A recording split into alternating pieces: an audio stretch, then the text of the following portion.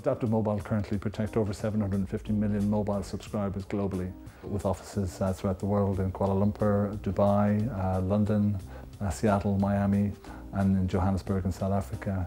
I think Adaptive Mobile are a fantastic example of how a startup can develop and scale internationally when all the ingredients work together. So the cutting edge technology, the strong people and management team, and early stage venture capital. Adaptive have a range of different security products. Obviously, we spoke about the SMS side of things, the messaging side. We also protect the mobile operator's IP reputation, with regards to sending spam, viruses sent maliciously by users. We also have both the corporate and parental portal type products. We estimate our current market is in excess of $3 billion worldwide. Flexibility, in our view, is the key thing that attracts us. We could get offices within days. We had access to broadband. As we were able to scale up, we were able to acquire further telecommunications infrastructure at a fraction of what it's now going to cost as we move to our new offices. Rents were flexible, and when we came here in 2005, obviously the Celtic Tiger was in full swing.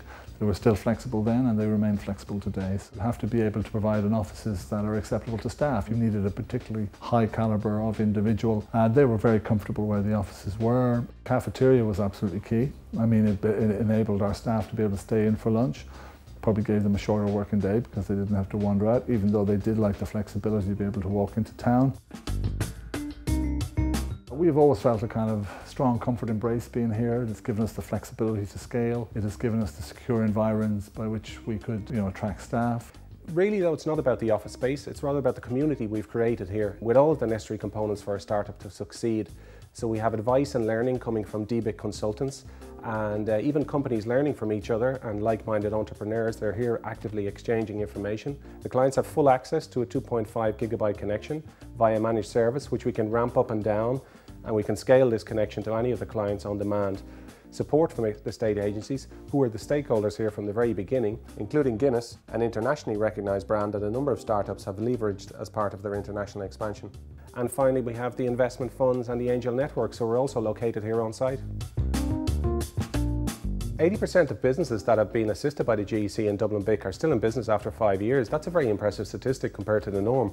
In many cases, it's actually a difference between success and failure. There is everything that you would need until you get to a size of a company like ourselves. There is no need to look any further than a centre like this because of the access to advice, access to the key infrastructure that you need to grow as a company.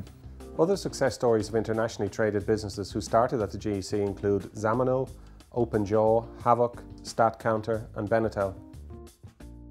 Somebody once said, you can't make people do great things, you can only put them in an environment where they believe it's possible, and that's what we're doing here at the GEC.